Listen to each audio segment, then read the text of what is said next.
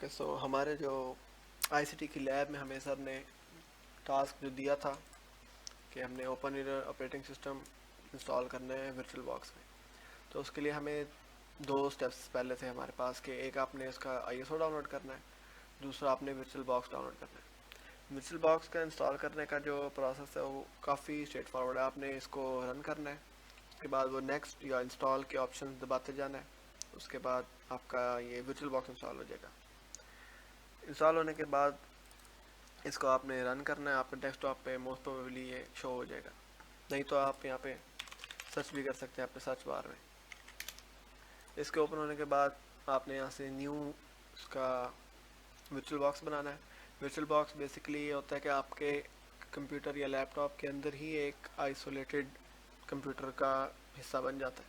उसके अंदर आप डिफरेंट ऑपरेटिंग सिस्टम इंस्टॉल करके ट्राई कर लें, या और काफ़ी सारे काम इसमें हो सकते हैं, क्योंकि वो वाला जो वर्चुअल बॉक्स है वो आपके सिस्टम से बिल्कुल अलहदा, बिल्कुल आइसोलेटेड होता है। तो हम न्यू पे क्लिक करेंगे। यहाँ पे हम अपने वर्चुअल मशीन का नेम रखेंगे। आसानी के लिए इसका नाम ओपन यूलर रख लेते हैं। और उसके बाद आईएसओ इमेज हमने वो फाइल सेलेक्ट करनी है जो हमने डाउनलोड की है। मेरे डाउनलोड्स के फोल्डर में ये फाइल पड़ी है। इसके बाद ये जो प्रोसीड विद अनअटेंडेड इंस्टॉलेशन है इसको अनचेक करना है। उसके बाद आपने आना है वर्चुअल हार्डवेयर पे। वर्चुअल हार्डवेयर में आपने ऐसे करना है कि कोशिश करनी है इसको एटलीस्ट 4 GB आपने रैम देनी है। अगर आपके सिस्टम की रैम 8 GB है तो जितनी है उतनी रहने दें। अगर आपके सिस्टम की रैम 16 GB है तो आप इसको 4 GB अलाउ कर दें। वो कैसे करना है, आपने कैलकुलेट के 4 GB को आपने 1024 से मल्टीप्लाई करना है, तो आपके पास एग्जैक्ट मेगाबाइट्स का नंबर आ जाएगा। जैसे सॉरी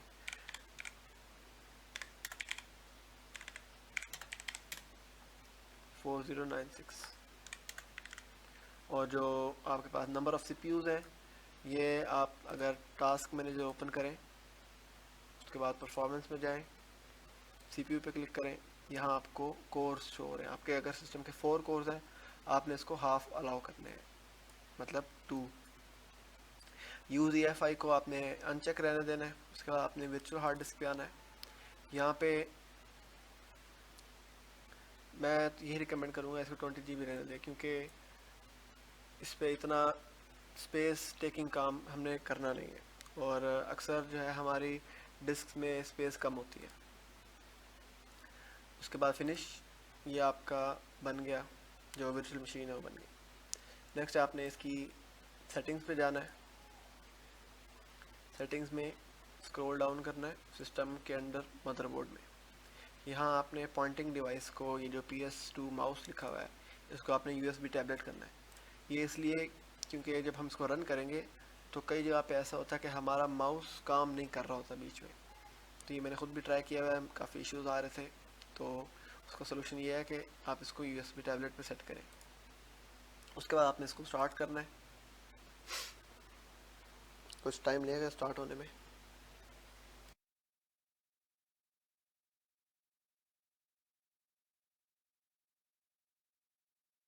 ये जो साइड पे डायलॉग्स आ रहे हैं, ये आप ये जो क्रॉस का बटन है इससे क्लियर कर सकते हैं।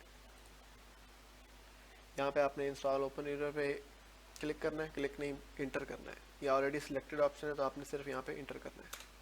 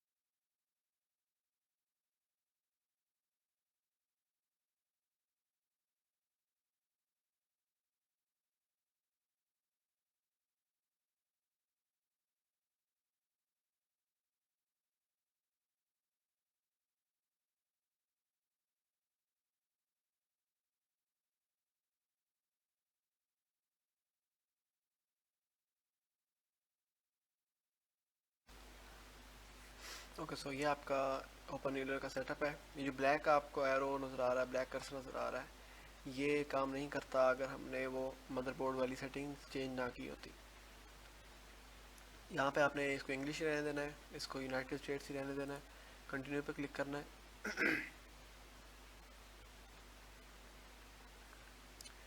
अब आपने जो पार्टीशन है, सर ने हमें कहा था कि हमने कस्टम पार्टीशन करनी है। यहाँ पे जो है अभी वो ऑटोमेटिक पार्टीशन सिलेक्टेड है, इसको आपने कस्टम पे क्लिक करना है, उसके बाद डन करना है। यहाँ पे आपने जो पार्टीशनिंग स्कीम है वो स्टैंडर्ड पार्टीशन सिलेक्ट करनी है। इधर आपको शो हो रहा होगा कि आपने शुरू में जो स्पेस अलाउ की थी वो कितनी है। अवेलेबल स्पेस हमने 20 GB की थी, तो यहाँ पे 20 GB ही शो हो रही है।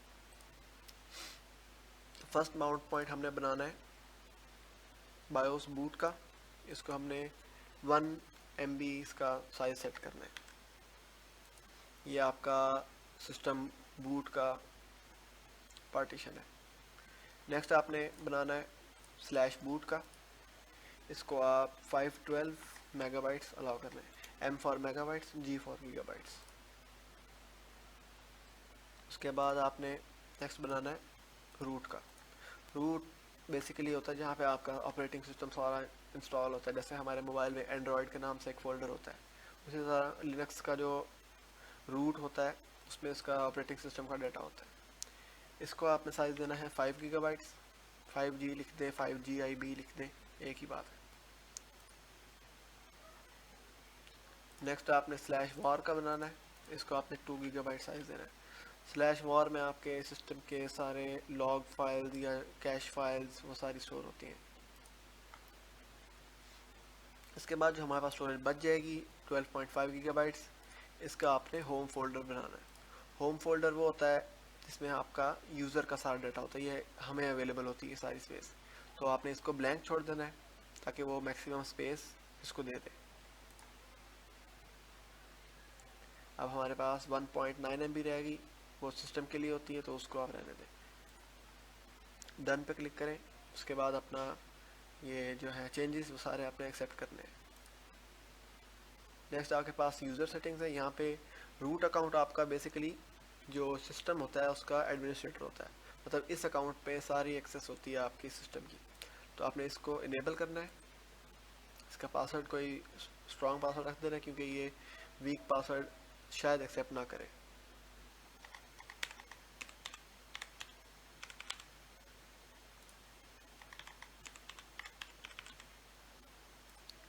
नेक्स्ट आपने यूज़र अकाउंट बनाना है अपना। यहाँ पे आप कोई भी नाम लिखते हैं, अपना नाम लिखते हैं, या अगर हम यूनिवर्सिटी के अकॉर्डिंग लिखें तो मैं अपना रजिस्ट्रेशन नंबर लिख दूँ। यहाँ पे आपने इसका भी पासवर्ड रखना है। मैं रिकमेंड करूँगा आप रूट का और इसका पासवर्ड सेम रखें, बाद में फिर भूलने का मसला ना हो सके।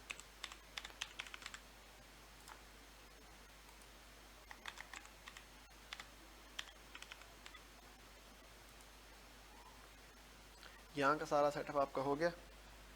अब आपने बिगिन इंस्टॉलेशन करना है। इंस्टॉलेशन में काफ़ी टाइम लग सकता है डिपेंडिंग के आपका जो लैपटॉप या पीसी है वो कितना फास्ट है। तो मुझे इसमें कोई 15-20 मिनट्स लग जाते हैं। तो वीडियो को मैं यहीं पे एंड कर रहा हूँ क्योंकि इसके बाद जो है आप इसको दोबारा रन करेंगे जैसे हमने किया था। यहाँ से जाके ये यहाँ स्टार्ट का बटन था, अभी शो का आ रहा है क्योंकि ये ऑलरेडी रनिंग पे है। तो जब ये हो जाएगा यहाँ पे आएगी रीबूट की ऑप्शन, वो क्लिक करना है आपने, ये दोबारा रीस्टार्ट होगा। तब आपके पास जो बाकी सब ने कमांड बताई थी अपडेट वगैरह वो करनी है आपने। वो काफ़ी स्ट्रेट फॉरवर्ड है।